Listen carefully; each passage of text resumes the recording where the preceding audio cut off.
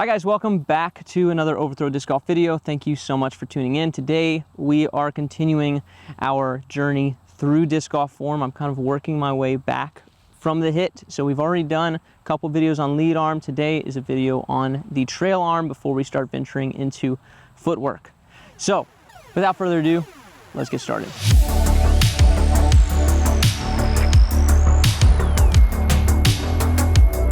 I'm going to address the trail arm, which is my left arm as a right-handed player, during 4 different parts of the throwing sequence. So first, during the walk-up. During the walk-up, the trail arm is going to work in tandem with the lead arm.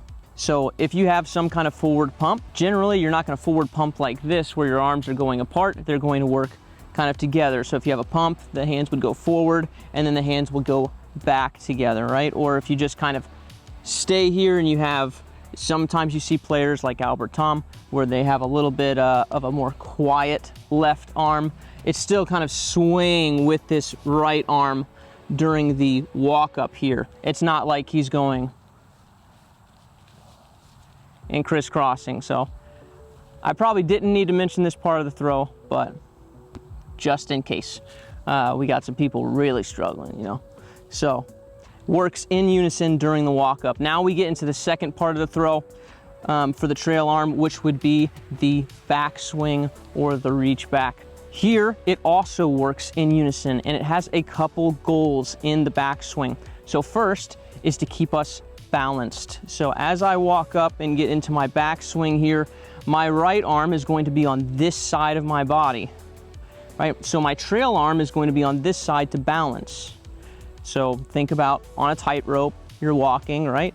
My right arm, I don't really have a lead in, well, my right arm, if I have to balance this way, my left arm's gonna go opposite to keep my balance and vice versa, right? So it's working very similarly. So it creates balance in the backswing. If you're not already like really ingrained in your form, I would learn to keep this arm bent as they both go backwards. Just a little easier to get it forward and makes the timing probably a little bit easier. There are players who are exceptions to this, obviously. Eric Oakley, Garrett Gurthie, Nicolas Antila, just to name a few, where they get the timing down and actually, you know, they can get a little more force going into the throw from that off arm. It's just really tough to do.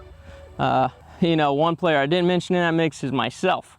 And that's because I'm not that good. Balance in the backswing. The other thing it does help us do is to coil the shoulders back, right? So if you only have your trail arm kind of dead and you just try to get your right arm back there, you're not really turning the shoulders at all, right? So we need these both to kind of turn the shoulders back. It helps get our shoulders turned back and keep us balanced in the backswing. Really quick, just wanted to thank everybody who bought a Spark from us. That was a super fun day for us. We had a blast. If you missed out, the way you can not miss out is by being a patron. Our patrons knew that these were up on the site for, I don't know, a whole week and a half probably before the YouTube video dropped. So they all got the ones that they wanted and they get 20% off. So they also got them super cheap, super early, super cheap. Why wouldn't you? If you want to check out our store, it is overthrowdiscgolf.store. Back to, does this left arm help in rotation or not? Next part of the throw, which is definitely the most controversial and interesting part of this video for a lot of you guys, and I'm sure you're gonna fight me in the comments. That's okay, thanks for the comments. Algorithm all day, baby. What does the left arm do from here? You bring both arms in. Both arms come tight to the body, and this is tight to the body here.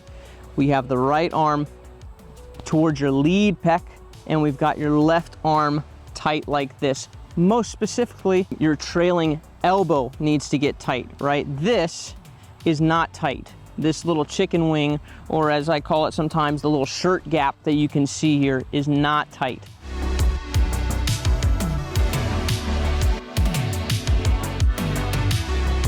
That's going to just create drag. So I see sometimes players just have this back arm dragging and it never gets tight, and now it's just a weight. It's like if you pushed off of the wall in your swimming pool, or if you dove in a swimming pool, right, and you just had your arms flailed out like this, you're not going to go very fast, right? We want it to be tight. The second you start opening up, you start slowing down. We want that left arm nice and tight, specifically the left elbow, right? I'm gonna show you here. Drew brings his left hand in like this, but you can notice that his elbow is tight to the body, right? Simon kind of pins his arm down to his side, but the left elbow is still tight to the body. So it's most important that you get that.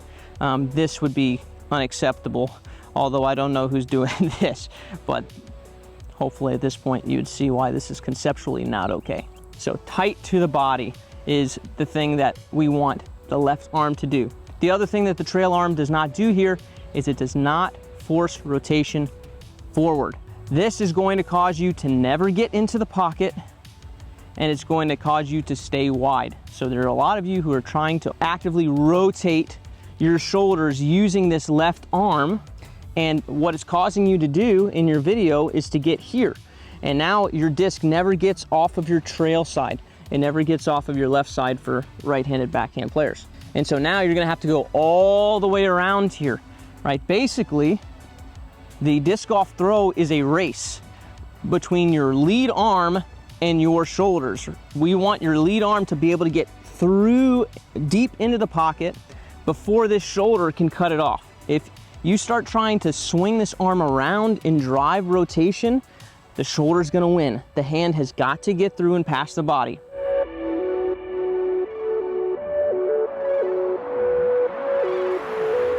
Now, there's going to be a lot of disagreement about this. So let us go and look at some slow motion footage of pros, and then after that, you can disagree with me if you want. You would be wrong, but you are welcome to disagree with me. Okay, here we go. I'm going to hopefully prove to you what I'm saying is truth. Now, left arm is coming in slightly before the right arm starts going, right? But look at his left elbow coming in together, tight with the right arm. Now, first off, look, tight, tight, tight. See this? Tight. Is this left arm being used to drive rotation? Well, if it was, we would not see this. Watch his back shoulder.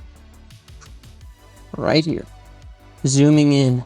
It is not moving off that piece of fence, right? Until his arm, right here, these last two frames, his right arm is well into the pocket by the time it moves at all forward, right? You would think if he was driving this, the back shoulder would actually go forward first. He's not driving with the back shoulder, right? He's not driving with the left arm. The arm comes in as a timepiece. Simon with a little bit of different flavor on this left arm. Look here, as his left arm starts moving forward and down here, going to capture this little part of his shoulder here. Watch it on this back fence. You see that little piece of light on the back rail there? Watch his shoulder. Is not rotating forward at all through those frames. Not until the last two frames again here that it starts moving forward. And again, look at where his right arm is. It's already in the pocket by the time that left shoulder starts moving forward. So, not the way. It's not driving rotation. And if you look at that and you still think it is, I don't know what to tell you. I'm not the coach for you. Now, you're going to say to me, if you disagree, you're going to say, but Paul McBeth has an active left arm. Two things you have to remember. One, during Worlds last year, the first couple rounds, Paul wasn't playing so hot. He was having a bad Worlds for him. He wasn't just completely obliterating the field, right? What did he do? And what did he say? He said in an interview afterwards, he just had to take his left arm out of the equation, right? So then you started seeing Paul have his left arm way more passive, like he would walk up and throw like this, versus slinging that left arm in there. Yeah, specifically he said his left arm was getting in his way. Right. It's my turn to be cameraman. Specifically, Paul said his left arm was getting in his way. So Josh wanted me to say that because I was his videographer last year during this time. I mean, how are you going to argue with that? First off, the second thing that you have to remember when you're looking at Paul's form is that you're not Paul. And you're probably nowhere near as athletic as he is, or else you wouldn't be watching our videos, right? So game over, stop trying it. So what should it do? It obviously moves. I think it's way better if you think about the arms from here moving forward together. So think about both arms kind of forward like this, very old school, like Dave Feldberg looking form, where if you think kind of both arms swinging back and then forward, back and then forward, back, forward, not around. Now to the last job of the trail arm, which would be out of the pocket. Okay, so we get to this point where we've got the trail arm comes in tight with the lead arm, trail arm coming in at the same time as the lead arm, tight here, and then what happens? Then we start spreading our wings, so to speak, right? There are kind of two ways that people look at this. Even among coaches, there's some controversy here. There is the arm comes in and you just pin it and you keep it tight, and it just stays tight the whole time as the lead arm goes, and it doesn't do anything else after that. Now this lead shoulder is kind of spreading this chest open into the follow through. That's one way. So pin it, done. There is no step 4. You just can't continue moving it forward. That's for sure. The other way is after it comes in here, you could turn this sucker around and push kind of backwards with it, and so now you're spreading both shoulders out from each other, and you get in this stretched position here. So there's kind of this active push back with this off arm. Coming from the tennis world, I see that. And we can see here, after Drew gets it in, he starts pushing back. And after Simon gets it in, it looks like he's kind of a pinner, right? But it looks to me like right here, he's got a little bit of that pushback.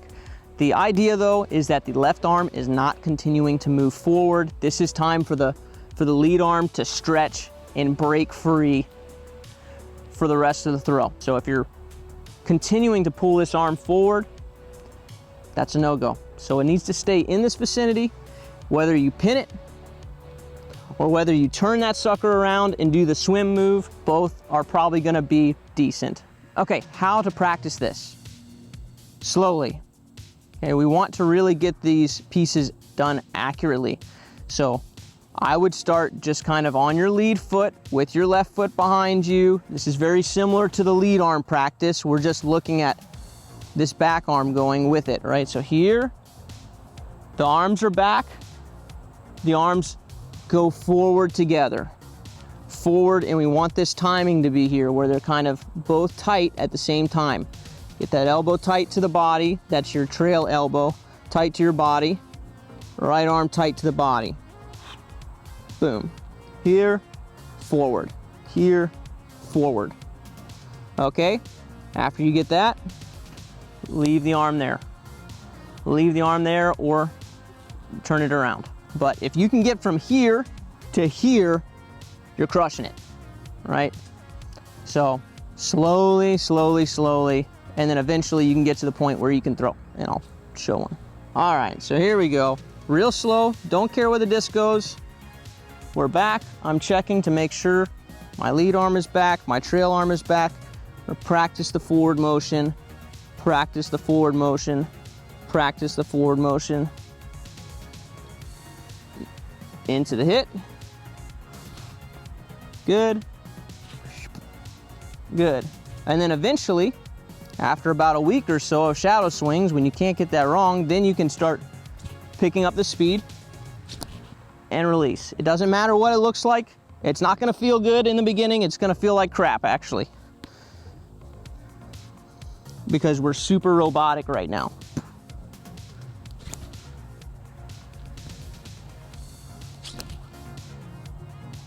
And just get your practice reps in.